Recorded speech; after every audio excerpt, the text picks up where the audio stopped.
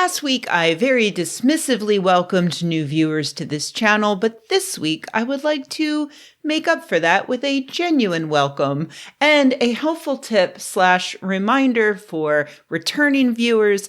Every video on this channel includes a link down in the description that will take you to a full transcript of everything I say. That includes links to every study or article or whatever that I mention in the video. Also, be sure to stick around to the end for a new bonus thing I'm trying out. Fun. Okay, speaking of fun, let's start with a little joke. What do you get when you combine a lack of scientific knowledge with a lack of legal knowledge? Give up?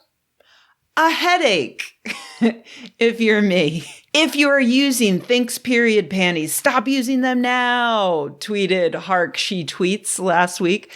Thinks is essentially admitting to wrongdoing by settling a case in which plaintiffs found, through independent testing, toxic chemicals in their panties which can cause cancer/disease/decrease fertility. Please share. I tried to use tone of voice to convey the caps and punctuation there.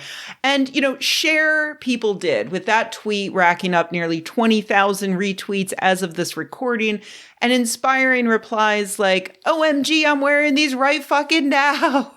And, yo, I'm literally wearing them right now, cry face. I won't be home for 6 hours. Woman, this is an emergency. You get those devil bloomers off of your vulva right now. I don't care if you're stuck in a toll booth. You wait for a Mini Cooper to come through and you go for it. Also, there was, I'm crying, to which the original poster replied, I'm so sorry. For what it's worth, I cried all day. Hug emoji. I'm sorry, what? You are crying because an underpants company settled a lawsuit?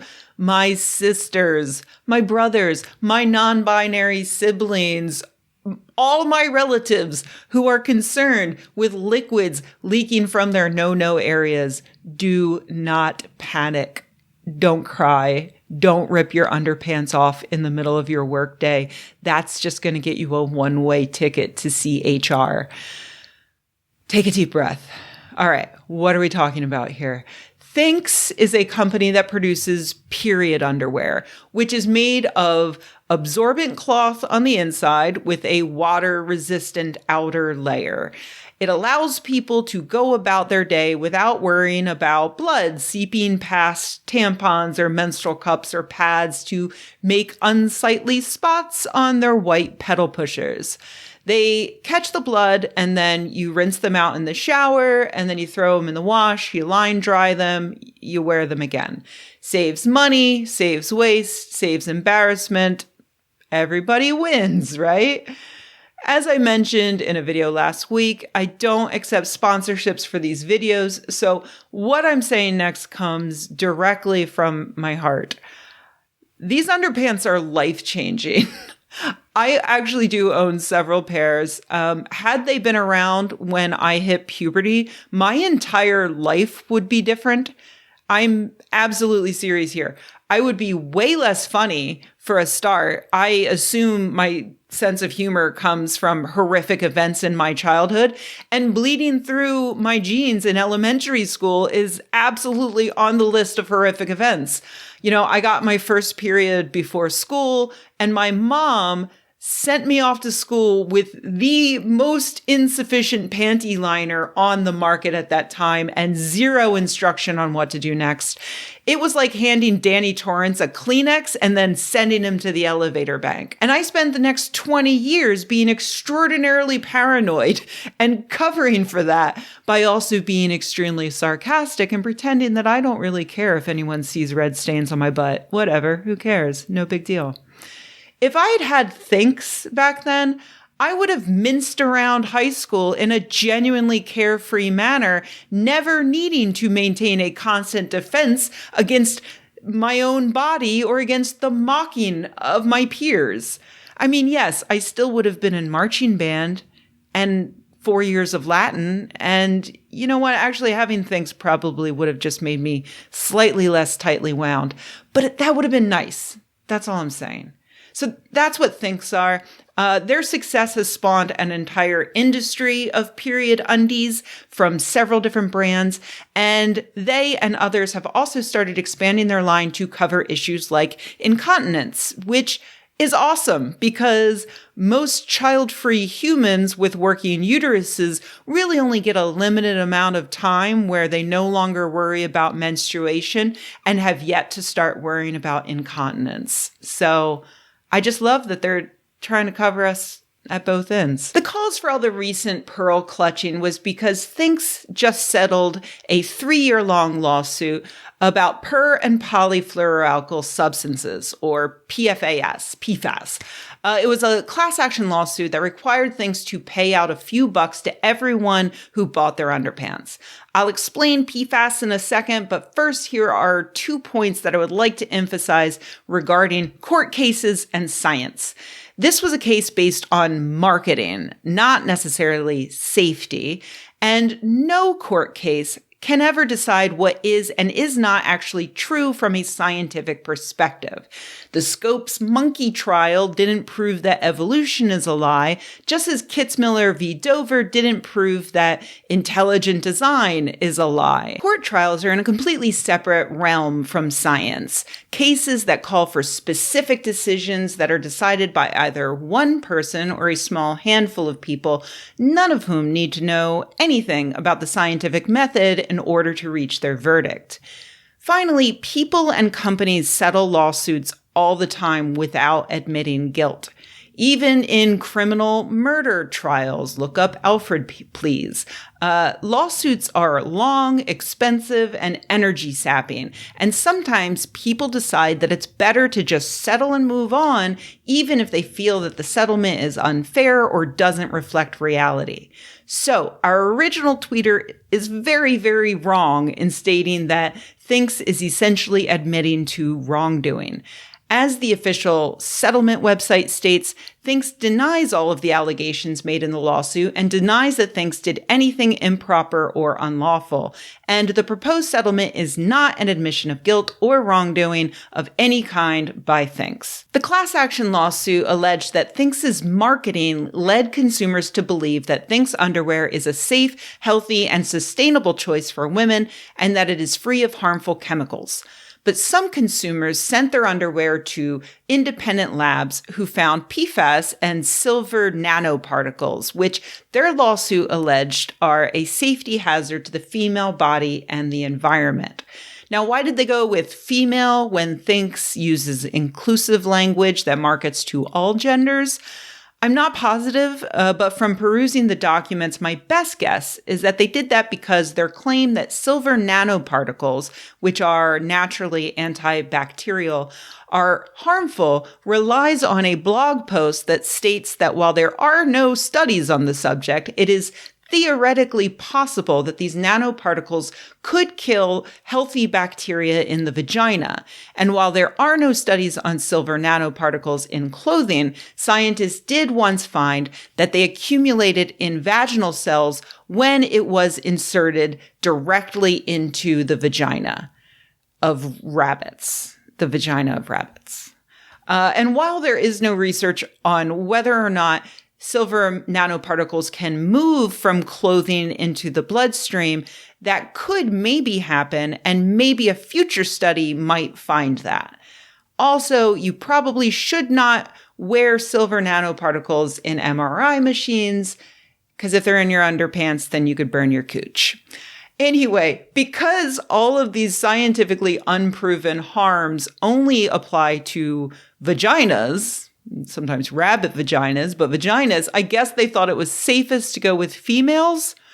I don't know. I should mention now that while there is no evidence that silver nanoparticles, which are very commonly used in clothing to prevent odor, are dangerous to humans, that doesn't mean that they aren't dangerous to humans. You know, future research could certainly find that, but it hasn't yet. So in my opinion, it's not something that the average person necessarily needs to worry about.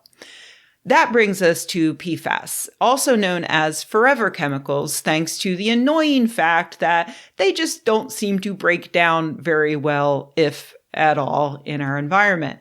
I talked about them in this video from 2020. You would know PFAS for their use in non-stick coatings and waterproofing on boots and jackets, but they're actually so much more common than that. They're found in things like firefighting foam, candy wrappers, cosmetics, plastic manufacturing, wire insulation, and basically anything that is needed to resist water or oil.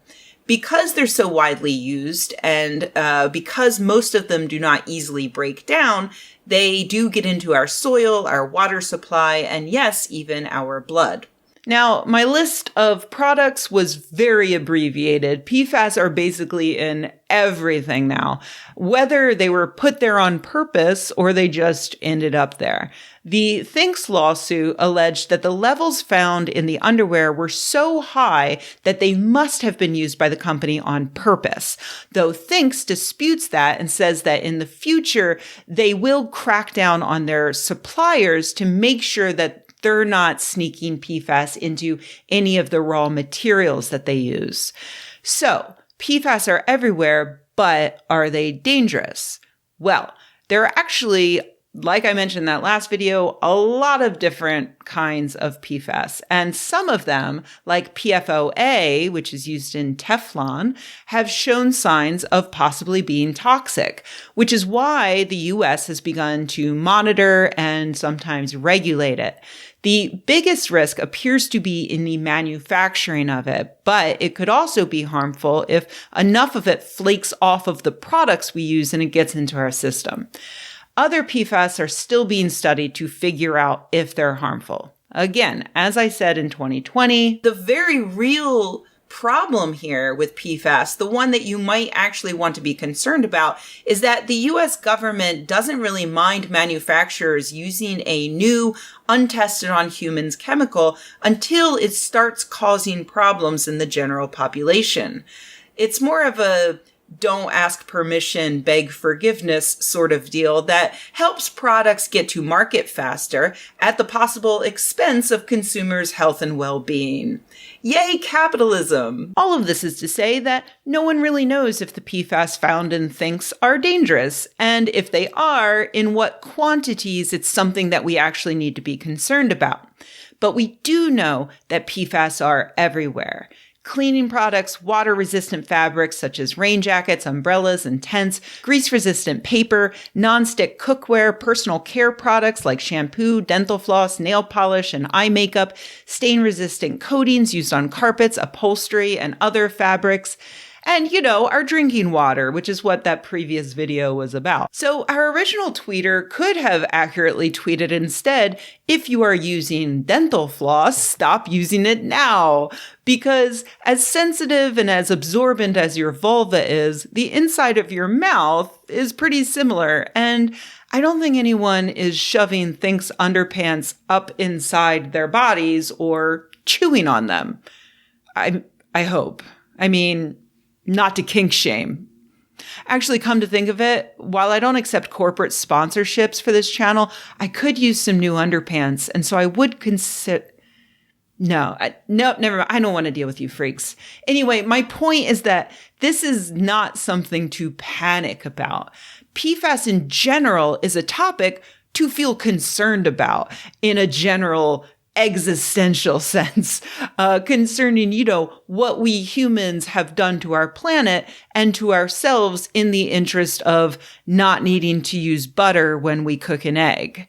You can certainly try to avoid exposure to PFAS by not living next to a manufacturing plant, you lucky billionaire you, or by avoiding using certain products like nonstick pans and takeout containers and the good dental floss. But at this point, it does seem like avoiding PFAS entirely would be like avoiding urine by swimming in the no pissing section of the pool. As for me, I'm going to keep using period underpants when I have a period because it's convenient and I've seen no evidence that it's harmful for me. As always, I reserve the right to change my mind and to change my behavior if evidence does emerge that it's harmful, at which point I'll let you know too. Thanks to those of you who made it all the way to the end of this video. As promised, a little treat. I'm about to roll the credits, but I'm doing a new thing. I'm going to start ending these videos with a bonus photo or video of my dog, Indy, that you won't be able to find anywhere else on my social media. So seeing the secret Indy will be like joining a club, the All the Way to the End Club. We'll come up with a new name for it that's better. I don't know. Anyway, I see you, person who made it all the way to the end of the video, and I appreciate you.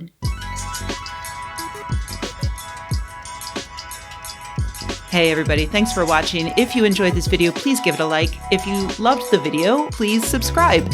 And if you think the world could use more videos like this and you happen to have a few bucks laying around, head to patreon.com/Rebecca and join an awesome community of nerds like the people whose names you see on the screen right now.